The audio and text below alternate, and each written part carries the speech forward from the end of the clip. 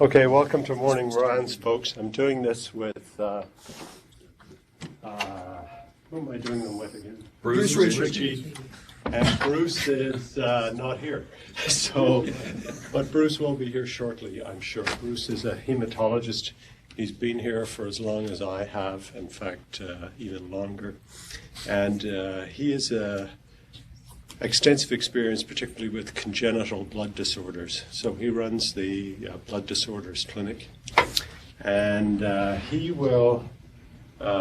very up to date, I think, on current practice and future management of a lot of the drugs that we are encountering today. Now, I know we had a lecture on this recently, a very excellent one by one of our residents, but I was just prompted to review this subject again based on some cases that I encountered in the pre-admission clinic. And so this is really a case-based presentation rather than a formal lecture. I like to, this isn't working. I'd like to start with these words. William Osler, as you know, was a famous Canadian physician. He was one of the founders of Johns Hopkins and indeed the creator of our modern medical teaching system as we know it. The idea of residents being taught at the bedside rather than as we are gathered here today in a lecture hall.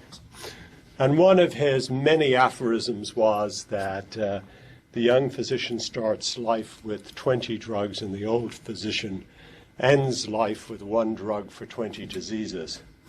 And for me, in terms of anticoagulants, it's gone from one drug to anticoagulate people to 20 drugs to anticoagulate people and even more. So I think these are the questions that I think we as a group of anesthesiologists seeing these patients preoperatively should consider. And we should ask ourselves, I guess, first, what are the medical indications for direct-acting oral anticoagulants? And if we look at those, I think we'll understand, and I will try to illustrate this to you shortly, I think you'll understand that the indications are expanding and expanding very rapidly. So we are going to encounter patients who are taking direct-acting oral anticoagulants on an ever-increasing basis, both in our elective practice and in our emergency practice. So this is the coagulation cascade, simplified as you know.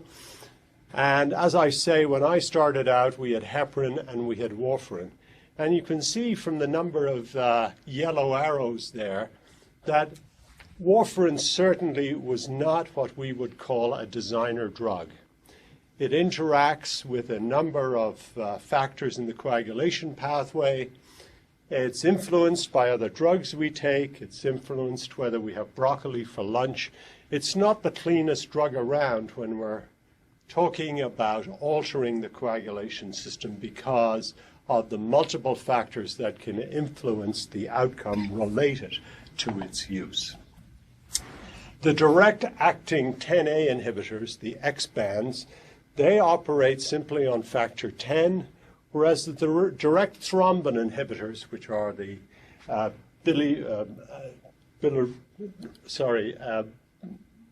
dabigatran and I've forgotten the second one, the monovalent and bivalent thrombin inhibitors, they particularly act on factor 2. There is also fondaparinux, the other ones, which are indirect acting 10A inhibitors, and they act through antithrombin, activating that. So those are the modern anticoagulant drugs that we have available to us. And you can see from their mechanism of action, they're a lot cleaner. They act basically on one or two pathways. They're not acting through multiple pathways. Their kinetics are extremely predictable. And they are, in essence, very well designed agents to do what they're supposed to do, which is alter the coagulation system.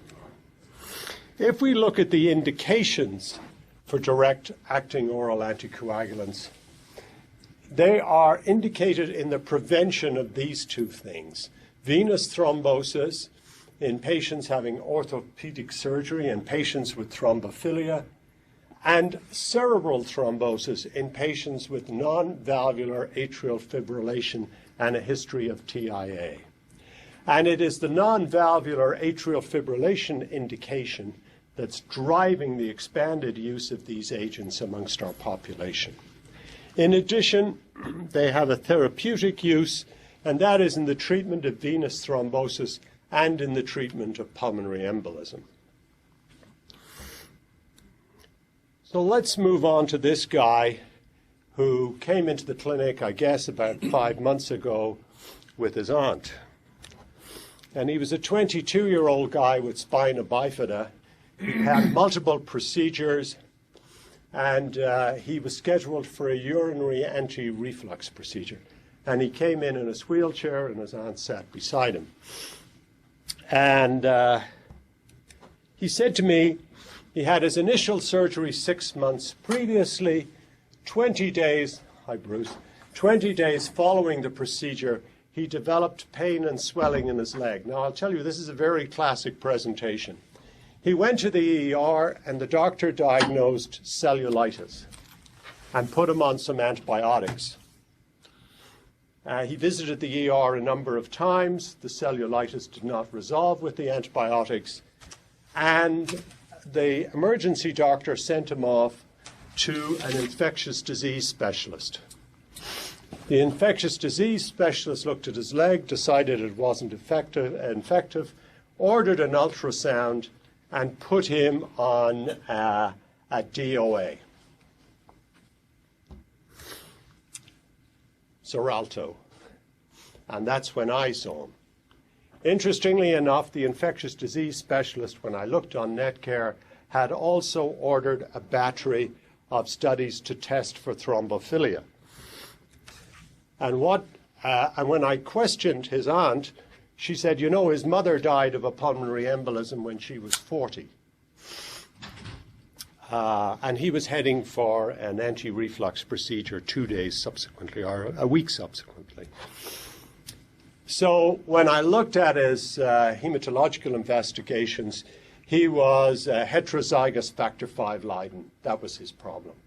Now, this presentation of a DVT being misdiagnosed or undertreated is a unfortunately not uncommon presentation in patients who come to the hospital with pulmonary embolism. Frequently misdiagnosed or underdiagnosed. So venous thrombosis, let's have a look at that. It's not a very common phenomenon. It's about 1 or 2 cases per 100,000 persons per 1,000 persons per year. And it's either provoked, such as sitting in an aircraft seat, taking oral anticoagulants, oral contraceptive agents, which increases your likelihood rather minimally 2 or 3 times. It can happen, for example, if you're having orthopedic surgery. So that's a provoked DVT. An unprovoked DVT is like this guy to some degree, a contribution of hereditary issues, or, for example, you're suffering from cancer. If it's a provoked DVT, such as after sitting in an aircraft, the treatment duration is recommended to be 3 months, plus or minus a month or 2. In an unprovoked DVT, or one associated with a pulmonary embolus, the treatment duration can be 3 months plus a considerable time longer. Obviously, there are some risk factors that make a DVT more likely to become a pulmonary embolus. One of the major ones is whether or not it's actively managed. So this character was, in some ways, at high risk of a DVT because he was inactively managed. In addition, the extent of the thrombosis, and it was thought for a long time, and Bruce can probably chime in when he starts to talk, that below-knee DVTs were less of a risk than above, but that's more or less been shot now, that in fact there's controversy around this, it may be as dangerous or not, but certainly For a long time, when I was taught this stuff, below knee was considered to be more benign. If we look at the incidence of deep venous thrombosis, and again, this will have an impact on the number of people we see in our clinic on these drugs, it escalates very rapidly as people get older. So when you move into the my age group, 60 and above, the incidence of DVT escalates considerably. And a lot of that is probably due to the fact that there is the appearance of coexisting issues such as malignancy and other things that would provoke a DVT that are not present in youth.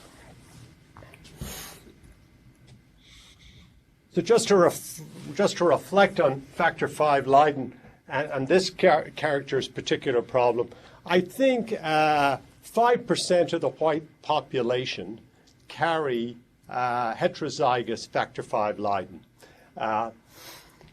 But it does not have a huge impact on the occurrence of DVT. Probably increases your risk by a factor of 5. So it was somewhat unusual that this guy got a DVT. But remember, he was in a wheelchair and he was subject to surgery. So he had immobility and surgery. And he had a tendency towards thrombophilia. Homozygous factor V, 25 to 50-fold increase in the likelihood of having a DVT. And of course, the likelihood of a DVT increases somewhat. Let's say you've got homozygous factor V Leiden and you take a birth control pill, your likelihood of getting a DVT sort of increases somewhat. You probably remember that when we produce thrombin, thrombomodulin is produced, protein C is activated, which in turn dampens down the activity of 5 and factor VIII. So factor V in Leiden is not responsive to this particular system, and consequently coagulation is not dampened down. So how do we approach someone who comes in and they're on drugs like this guy? So there's a very simple approach. The first thing is to estimate the thromboembolic risk. How likely is it for this guy to produce a thrombus?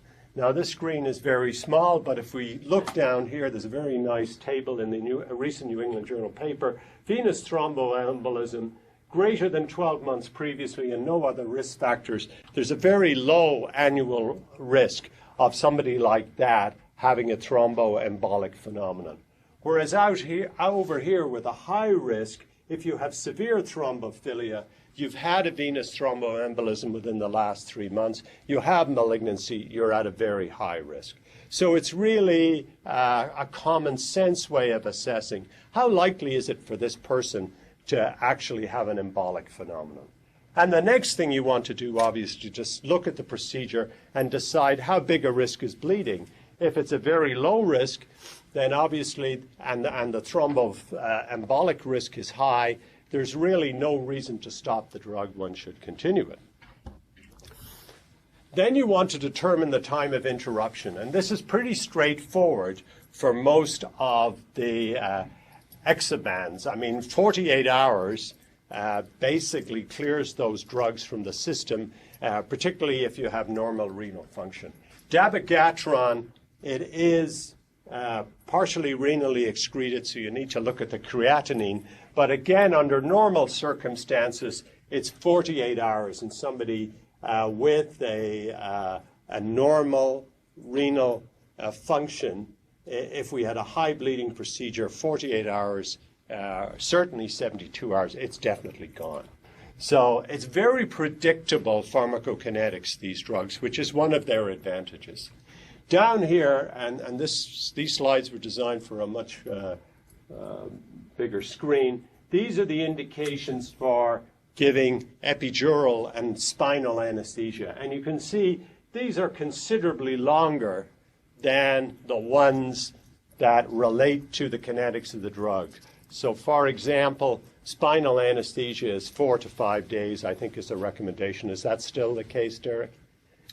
3 days. 3 days. So it's longer than the kinetics. There's a safety margin built in terms of that consensus statement. So what do we do with this guy? decided he was at a moderate bleeding risk, a moderate risk of thromboembolism. We DC'd the rivaroxaban. I didn't send him off for bridging, and I suggested they restart at 48 hours after surgery, and I referred him to a hematologist after the operation. Any thoughts on that particular case? Nope. Okay. So the next guy who came in, I think a day or a few weeks later, he said, I was bridged the last time, are you going to do it this time? And we have lots of patients, as you know, like that who seem to understand these things now. So Henry was a 72-year-old guy. He came for a TURP, and he was the classic indication for one of these drugs. He had permanent non-valvular AF, and he had hypertension. And he sat with his wife, and he said to me, I was bridged last year. Are you going to do it again? So atrial fibrillation, this is the, if you look on the horizontal, this is the prevalence of atrial fibrillation, and it's hard to see, but this is 12%, 10% amongst different cohorts of the population. This is people 65 to 69, 70 to 74. So if we just pick 70 to 74, the prevalence amongst men of atrial fibrillation will be 5%. And the prevalence amongst women of atrial fibrillation will be 3.4%. And as we get older, the prevalence rises considerably. So if we're in our 80s, it's 10% of that cohort in men and 7.2% of that cohort in women will have atrial fibrillation. Hence, you can see the enormous market there is for direct-acting oral anticoagulants.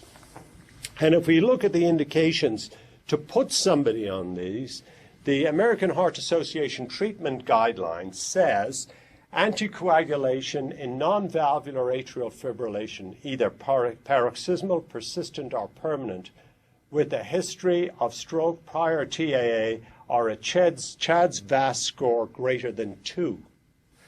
And that, quite frankly, is a very low threshold, because if we look at the CHADS VAS score, and here it is, it consists of, you get 1 point for congestive heart failure, you get 1 point for hypertension. If you're over 75, you get 2 points. So anybody with this particular problem, paroxysmal, persistent, or permanent atrial fibrillation, who is over the age of 75, and I told you that's a considerable percentage of the population, according to the American Heart Association guideline, should be on a DOA. Similarly, diabetes is 1 point, stroke is 2 points, valvular disease is 1 point, age 65 to 74 is 1 point, and sex, if you're female, you get 1 point. So a huge percentage of the people who have this history of atrial fibrillation, be it paroxysmal, persistent, or permanent, are, according to the American Heart Association guidelines, appropriate for the initiation of anticoagulant therapy. Why is this? Well, the data seems to suggest that if you don't anticoagulate these people, and this is their CHADS VAS score here, and this is their annual stroke rate, and the annual stroke rate for somebody untreated who has a CHADS VAS score of 2 is about 2%. So it actually translates right across. If your CHADS VAS score is 3, the annual stroke risk is probably around 3%. Would you agree with these numbers? Yes. So obviously stroke is pretty catastrophic, and if we can reduce or ameliorate that by DOAs, that's an appropriate thing to do. And that's why these indications are so prevalent, are so, should I say, all-encompassing. So if we look at this particular population, the 80-year-olds, 10% of those will essentially be, 10% of everybody in that cohort will be anticoagulated unless there's some strong contraindication to the use of these drugs. So expect a lot of them. So how about this guy who said he wanted to be bridged? Well, his CHADS VAS score was just 2 if you run him through the algorithm. And this study, which I think we reviewed at Journal Club, which appeared in the New England Journal last year, was one where they compared somebody a group of patients who were on warfarin, which is here, with people, and then they ran them in through two groups. One group which was bridged, the other group which was not, and they looked to see whether it made a difference or not in terms of the outcome following a series of procedures. And if we look here, the two groups were more or less equally balanced, and you can't see this, but I can. They were all around 70, the male sex about 70%. Their CHADS-VAS score distribution was not that high. It was, on average, their CHADS-VAS score was 2.4, 2.5. So they weren't the highest risk group for an adverse outcome by any means, but about 20% of them were CHADS-VAS 3.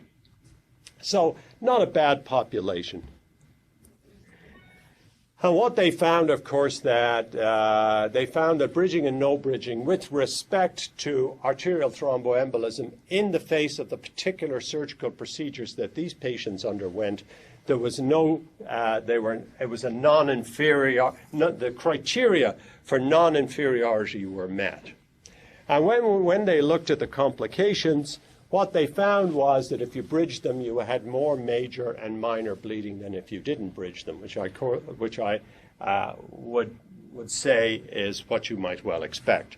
Now, the important thing about this particular non-inferiority study was a lot of the procedures involved were minor procedures. A lot of, more than 50% of them were minor. So this may not carry on into the sort of population of 80-year-olds having urgent or semi-emergent major elective surgery.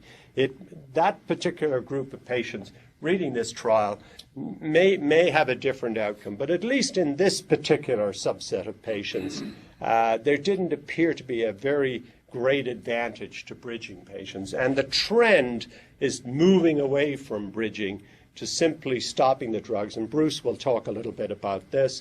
I've asked him to talk about bridging, basically stopping the drugs and restarting them again because of their predictable kinetics. Now remember, when I gave you the stroke risk, that's the annual stroke risk. And I think the best way to approach this in the clinic and the way I've been approaching it is, look, if we stop something that you have that's supposed to prevent a stroke, you're obviously at a higher risk of getting a stroke when you're not on the drug, but we can't exactly do the surgery while you're on the drug. So I think we just annotate and understand and communicate with the patient what the exact risks are. And the risks are not that great, relatively speaking, anyway.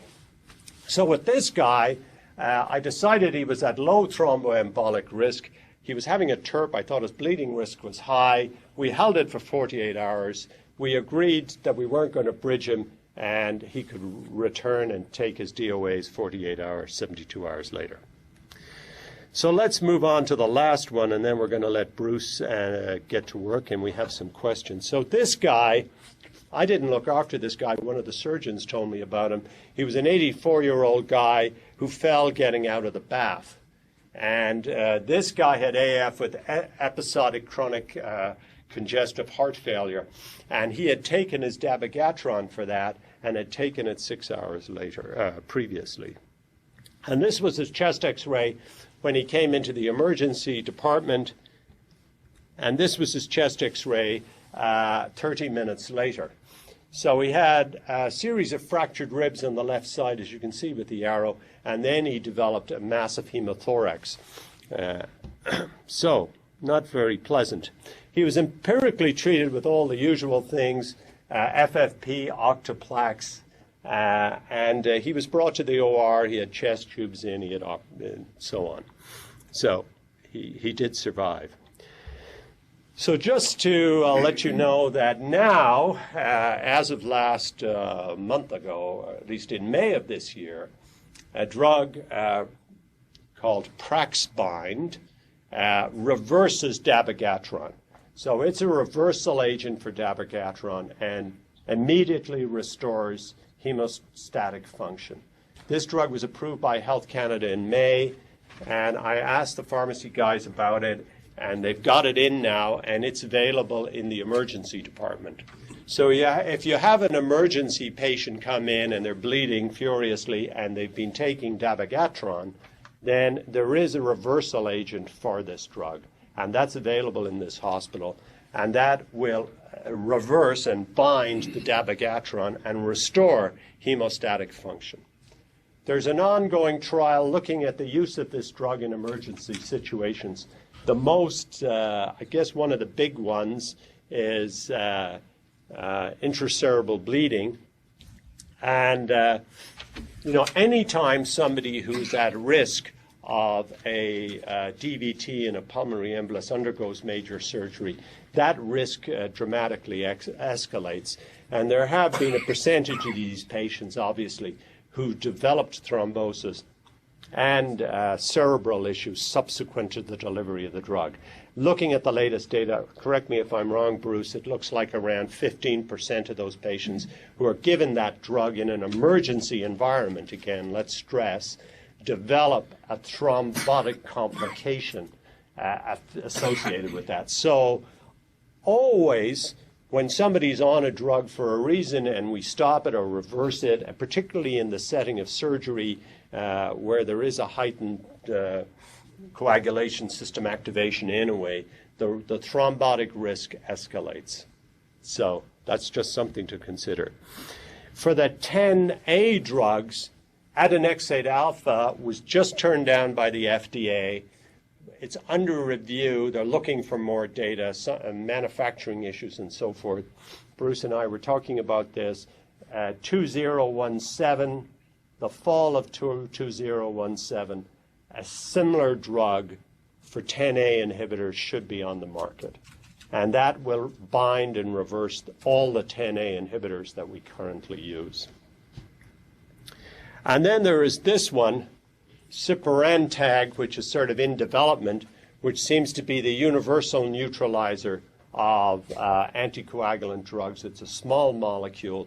It interferes with both, can be given for both dabigatran and 10A inhibitors, but it is it's about, 3 or 4 years away probably. Would you say, Bruce? They're also looking at the end of 2017, beginning of 2018. Yes. So it's another one that's in development, a small molecule that'll be available. The other two are MABs, not small molecules. So this is a suggested treatment strategy now, and again, this slide, I'm sorry, was not designed for the screen, but in essence, all the usual things that you already know about, and if the guy, you don't need to give all the usual things, I would think, if we can give Praxbind, because that will reverse the drug right away. So if they're on dabigatran, then you can use that drug, and you don't need to use all these other things. The efficacy of which what is the efficacy, do you think, Bruce, of all the other things that we're using? There's some efficacy, obviously, associated with PCC and all these other things. Right. So with the anti-10A drugs, the PCCs are probably just as effective as they are with Coumadin, okay. Which means to say when we use them with Coumadin, it's not clear that it actually improves outcomes. And I'll show you some slides if there's time where we've given a patient with an intracerebral bleed PCC and corrected the INR almost immediately, and the bleed progressed despite that. So it's not clear yet how beneficial some of these new reversal agents are going to be, but certainly with PCCs, the jury is still out on those. They correct the INR very quickly, but whether they change clinical outcomes is not clear. Sure. And the eroduximab, there's no doubt about the ability of that drug to reverse the... Right. So because these are relatively rare events, we can show that idarucizumab works very, very, very fast, essentially instantaneously at reversing the anticoagulation effect of Pradaxa, but there's not a lot of data on clinical outcomes yet. Yeah. And that's part of its approval process was to accrue that data on an interim basis. And they're releasing them in batches of about 60 to 80 patients. So if you search every few months, you'll see another group coming up. Okay. So what can we say about these things? These are my last words. I mean, they're precise and targeted drugs, predictable onset and offset, and an apparent improved safety profile compared to warfarin. There's no doubt for the patients they're a hell of a lot easier to manage, and for us their predictability in terms of the therapeutic effect is much more concrete. Their indications are expanding in line with demographics, and a huge percentage of the elderly population for sure will be taking them. So if somebody comes in, I suggest that you consider the thromboembolic risk, the bleeding potential of the proposed surgery, the timing of the interruption, which is pretty clear, particularly with the 10A inhibitors, and decide on bridging or not. And the enthusiasm about bridging is diminishing, but it's still used on occasion, and Bruce will address that right now. There's no proven perfect reversal strategy except for the patients who are on dabigatran, and we now have that agent in the hospital. Thanks very much. I'm going to pass it over to Bruce.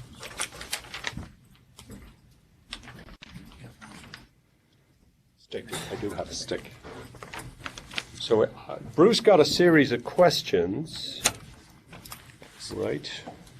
And so we asked him to address some of these. Which one are you going to address first, Bruce? So these were questions that I asked for email, and 5 or 6 of you. So Bruce, I know, will answer this one very quickly while he's fixing his computer.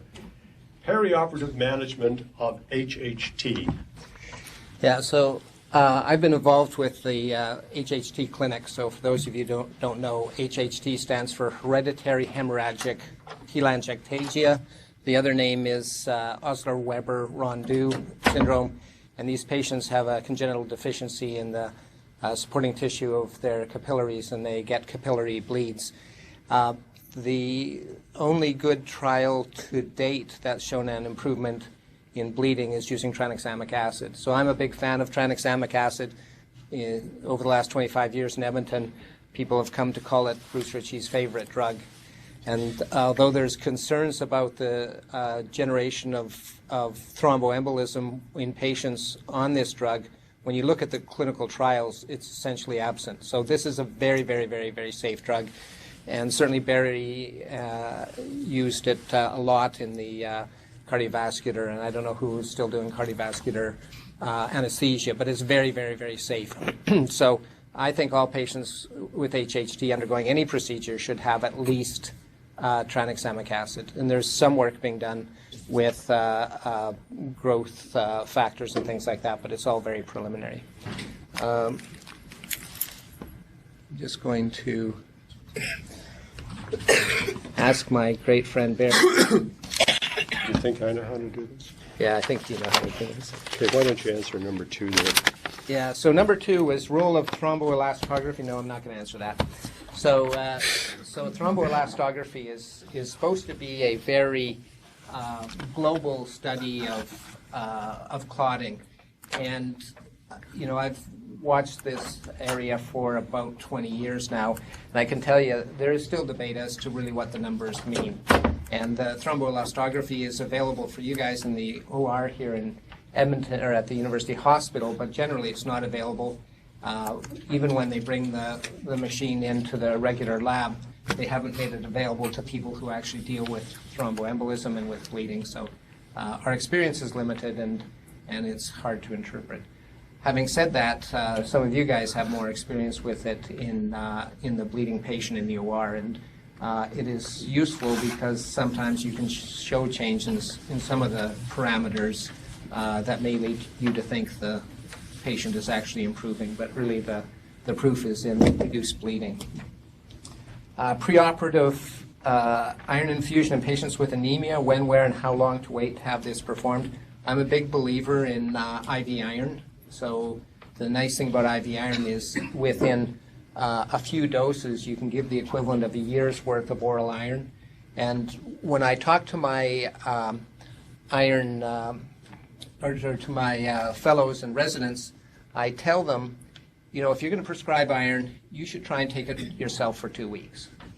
And I really believe that because it's a terribly hard drug to take. Anyone here ever taken IV iron or oral iron? Anyway, It is very hard. It's hard on your stomach. It causes a lot of GI upset. And I believe that well over 90% of the patients get the prescription. They try it for a few days to a week. Some persist for 10 days, and then they stop it spontaneously. That's most of the patients. So I'm a big believer in IV iron because, within a couple days you can replace the iron. And as you guys know, Dr. Bergstrom here has started a clinic which was originally supposed to be helping patients with donating blood and getting their own blood back, but that's not a very practical thing. So he's built up a very big and very effective iron infusion program, and he's the go-to guy. There's some issues with availability of some of the products, but we're working through those, and there's a new clinical trial of one of the best products that's going to start very soon. Bridging in AF patients. So that's a good question, and I've got a slide to address that. The issue around Coumadin, so some of you have heard me speak before, and I'm a big fan of the new oral anticoagulants, or the novel oral anticoagulants, or the non-vitamin K oral anticoagulants. They're now being called, but NOAC is the term. And the reason I like these is because they are more predictable. They've got a rapid onset and a rapid offset. So unlike Coumadin, which takes days to get started, and unless you reverse it with vitamin K, it takes days for the effect to wear off. And even if you do reverse it with vitamin K, the effect on proteins like protein C and S lasts for weeks. So it's a tough, Coumadin's a tough drug to use. We're all familiar with it, and we've grown to be comfortable with it, but we probably shouldn't have. It was first licensed in 1950, but there are new drugs available. They have a 3-fold less bleeding rate, significant efficacy rate, so they're better at reducing the number of strokes in patients with atrial fibrillation. They're better at reducing the recurrence rate in patients with venous thromboembolism, and as I mentioned, much less bleeding. So bridging you only need to do in Coumadin patients because the new oral anticoagulants have a very short half-life, and you can stop them. I think people stop them way too soon. Lots of people have suggested stopping them 5 days in advance. If you look at their half-life, which is about 8 hours, you really need only 4 to 5 half-lives to get essentially all of the drug out of the system, which means 36 hours will do it. So my patients, for instance, on rivaroxaban, which is a once-daily dose, I tell them to take it in the evening, and if they have any sort of procedure, and I mean any sort of procedure from minor procedures to big procedures, where they want to stop the drug, just don't take it the evening before.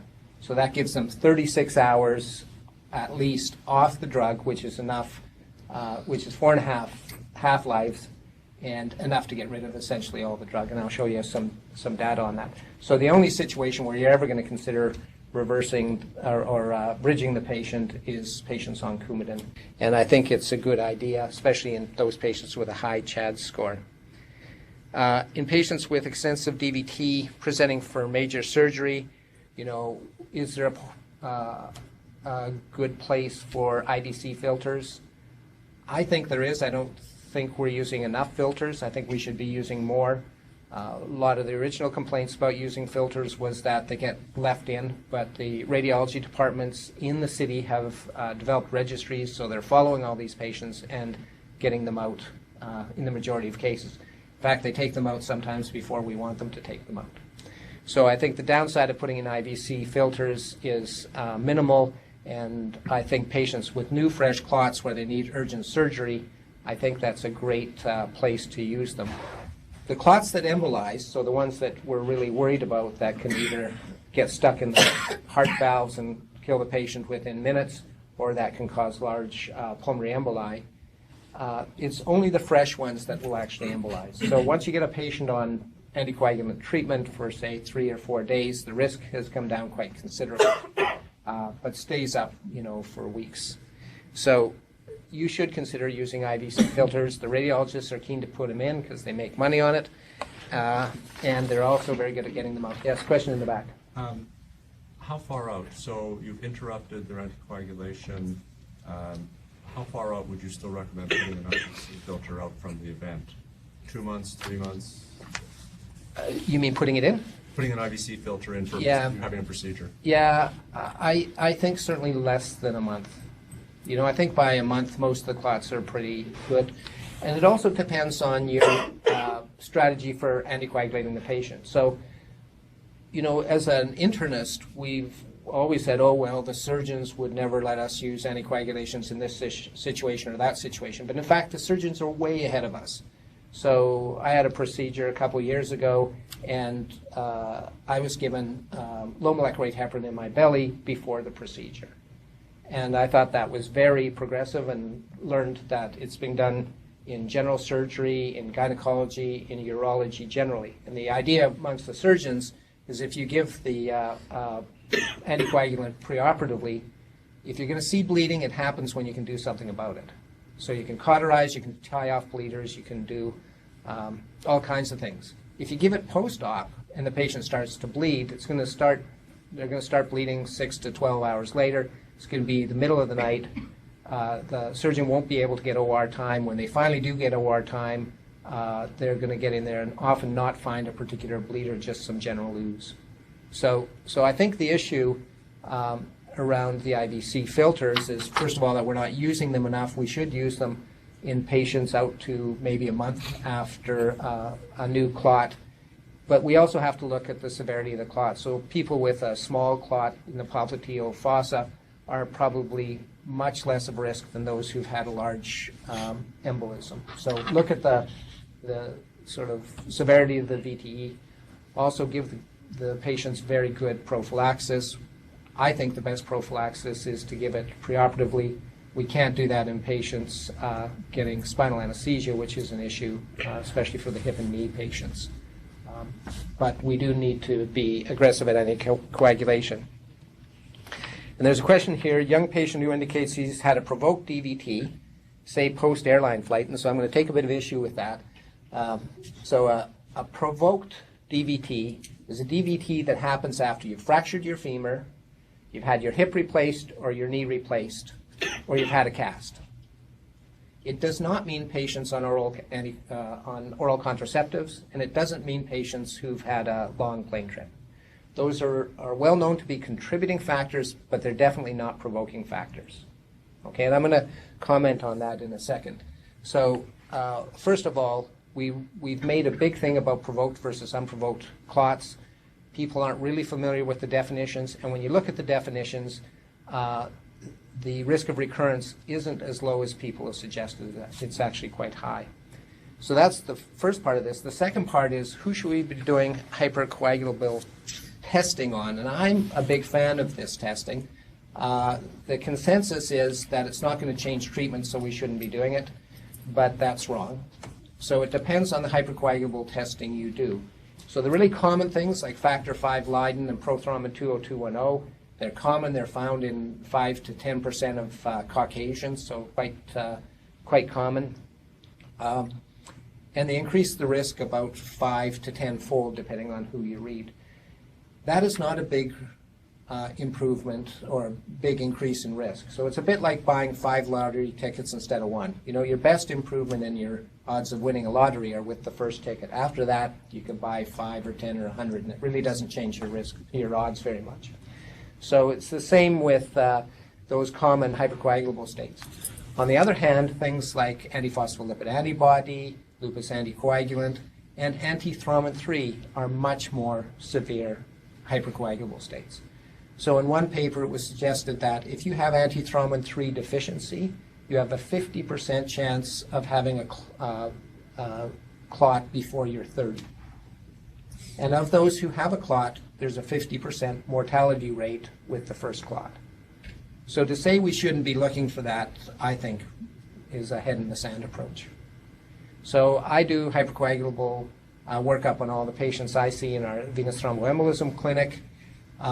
And the justification I use when my colleagues argue back at me is that I'm also looking to find those patients who have a clearly familial inheritance but in whom we haven't found a lesion, because I want to find those by genome-wide sequencing, which is now available. So you can get your genome-wide sequence done for $1,000 US, $1,200 Canadian, and get it back in about a week. And lots of people are saying, well, we don't want to do that because we don't know, how to interpret the results, and that's really true. But the interpretation will improve dramatically over the next few years or decades. So any other questions that I can answer quickly? And I'll just show you a couple of slides. Yes? One quick question relating to the reversal of the NOACs. Yep. So, sure, I accept that with elective cases, you omit a dose, you're good to go. One particular case is emergency fractured neck of femurs, and the orthopedic surgeons, once they become aware of these reversal agents, are going to be pushing for them more and more. Where do you stand on that? Especially, sorry if I may add, repair a fractured neck of femur, they really want to get done Quickly. Right now they're saying within 24 hours. We're hearing 6 hours. Yeah.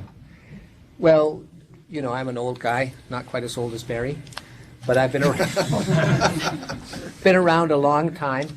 And what I've seen, certainly over the last 40 years I've been watching medicine and in practice, is that the same story has been coming back to us, that the earlier you can operate after a hip fracture, the better the patients do. We used to leave them in bed, put them on traction and do all kinds of things, and they did terribly, and they had pneumonia and pulmonary emboli, and they died like flies, and it was really bad. So, every year we're going to get a new paper out that says, it's not 24 hours, it's 12 hours, it's not 12 hours, it's 6 hours.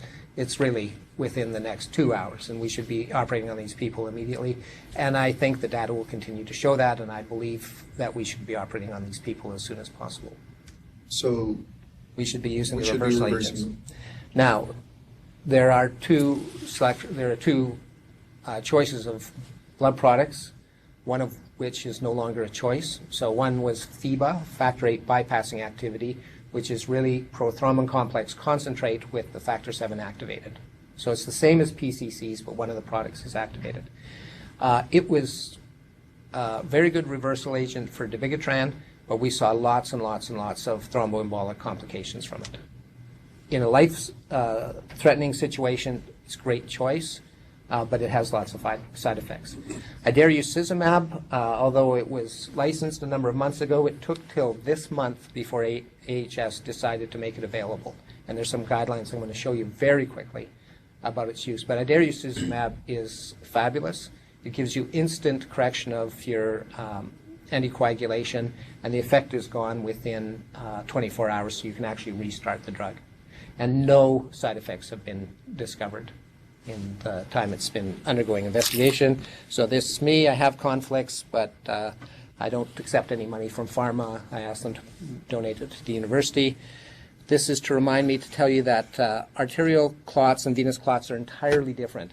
Arterial clots happen at the site of a plaque, a cholesterol plaque, where it ruptures, ulcerates, and you get a clot on top. High pressure, large or fast flow system where you get these platelet-rich white clots. In the vein, there is no plaques, there's no intimal injury, they just happen. But where they do happen is at valves. So from a physiologic point of view, the only thing that gets your blood from your ankles up to your heart is not pressure of the blood pressure coming through the capillaries, because it's very, very, very low. So the only thing that gets the blood up into your heart is when you use your leg muscles, which squeezes the blood out, and the valves keep it going in the right direction. And the blood going through the valves forms these little vortexes on the far side, and so when you're getting clots, you get them at the valves. If the clot dissolves later, it dissolves the valve as well, and you end up with post-thrombotic syndrome. Now, people have been confused for a long time about the difference between arterial and venous clots. And this is a great, one of a great series of studies looking at patients who are deficient in factor 11. And I've been telling the medical students for decades now that factor 11 isn't particularly interesting. Turns out I was wrong. Who knew? It turns out that it is interesting, even though deficiency causes a mild bleeding phenotype. The type of bleeding is deep bleeding into muscles. But the really interesting thing is patients who have factor 11 deficiency, they don't get PVTs, they don't get pulmonary emboli, and they don't get embolic stroke. They still get arterial clots, so they still get myocardial infarction at exactly the same rate as the rest of us, but they don't get clots forming in their atrium that embolize and cause stroke. And they don't get clots in their legs that embolize and cause pulmonary embolism. And so that tells you really that the physiology of those two clots is quite different and that we should be treating them differently. So, you know, some people think aspirin is adequate for long-term prophylaxis for leg clots. It's not. It works, but works at a very low level. Same argument about preventing clots in the atrium with aspirin. It works, but at a very low level. So everyone who is at risk for those clots, if you want to treat them prophylactically, they need to be on an anticoagulant and not an antiplatelet. The antiplatelets are only for myocardial infarction. So don't think about embolic stroke as if it's an arterial stroke. It's more similar to venous thromboembolism with clots forming on the venous side, embolizing through the heart into the systemic side. This is to remind you that all of the diseases of adults fall on a curve somewhat like this, where you're doing great until you hit the age of 60, which Barry and I have hit a few years ago, and then your risks go straight up from there. And they do go up threefold by the time you hit your 60s, fourfold by 70s, and fivefold by 80s. This is the risk of life-threatening bleeding on Coumadin, similar sort of curve, going up first at 70, whereas this one goes up at 60. And what that tells you is your risk of thromboembolism goes up earlier and it's higher than your risk of bleeding. But it's always going to be a trade-off when you treat patients between bleeding risk and thrombotic risk. Having had a clot, though, the risk of it coming back is about 100 times higher. So down here it's around 0.05% per year. This is 5% per year, plateauing at 40% at 10 years. And this business about provoked clots in which we treat them for 3 months and then say their risks have gone back down to baseline, that's completely untrue. It's never been true. This is the risk of recurrence of unprovoked clots, and this is the risk of recurrence of provoked clots. So it's certainly not that low baseline level. It's about 2/3 the risk of the unprovoked clots. And this is a very important paper, and it looked at the efficacy of Coumadin in the patients in all of the atrial fibrillation trials in which Coumadin was studied compared to the new oral anticoagulants. And what it shows is TTR's time in range for patients on Coumadin. And as you would expect, when you look at event rates, it decreases, it falls as the amount of time in range improves. So it's 75% of the time within the therapeutic range of INR. Your risks of clots are way less than they are when it's down around 35%. The risk of bleeding, however, is completely unaffected by time in range. Now, when the new drugs came out, patients bled on them. And my colleagues said, oh, these drugs are terrible, patients are bleeding to death, and we never see that on Coumadin. Well, it's completely wrong. We saw it all the time on Coumadin, but they'd come in and their INR would be 3, and we'd say, oh, well, they're in range. It couldn't have been the Coumadin causing the bleeding, which is patently ridiculous. And we see that in the trials. This is a real-world trial that we took part in. This is the rate of recurrence of clots on rivaroxaban down here, on Coumadin here. So much more effective at preventing long-term recurrence of clots. This is the serious bleed rate on Coumadin versus rivaroxaban. And when you look at the overall survival rate, this is death rate on Coumadin, death rate on rivaroxaban. So when you look at this data, it's hard to convince people not to go on one of the new drugs. And this is a study of apixaban, and the key thing to look at here is apixaban versus aspirin, very similar bleed rates. So similar bleed rates, but huge improvement in efficacy around stroke, for instance. Something everyone needs to know, we talk about estrogens and the risk of thromboembolism. It only happens with oral estrogens. The oral estrogens come through your portal circulation to your liver, and they're modified to become thrombogenic. So the estrogen patch in postmenopausal women has 0 increased risk of thromboembolism, so it's safe. And the American College of Obstetricians and Gynecologists came out with this position paper in 2013 around that. I'm going to zip through this. This is the reversal with PCCs. Small paper came out in 2011, 12 volunteers given either rivaroxaban or dabigatran, and then after loading were randomized to PCCs or placebo and then rolled over to the other arm. So 12 volunteers got both drugs. This is the data on the rivaroxaban reversal with PCCs. So these are the patients given placebo. This is the PT time. This is the almost instantaneous reversal with PCC. So it works as well as it does with Coumadin. That's what it looks like. It's found in 103 hospitals in the province. It's there for reversal of Coumadin, but works equally well for the anti-10A drugs. And this is idarucizumab. This is the normal clearance of the drug after a dose measured by thrombin time. And after you give the idarucizumab, it comes rocketing down to 0. And by the next day, 24 hours later, you can restart the drug. So monoclonal antibody technology is fabulous and has taken off in the last year or so. The monoclonal antibody technology was invented by Kohler and Milstein.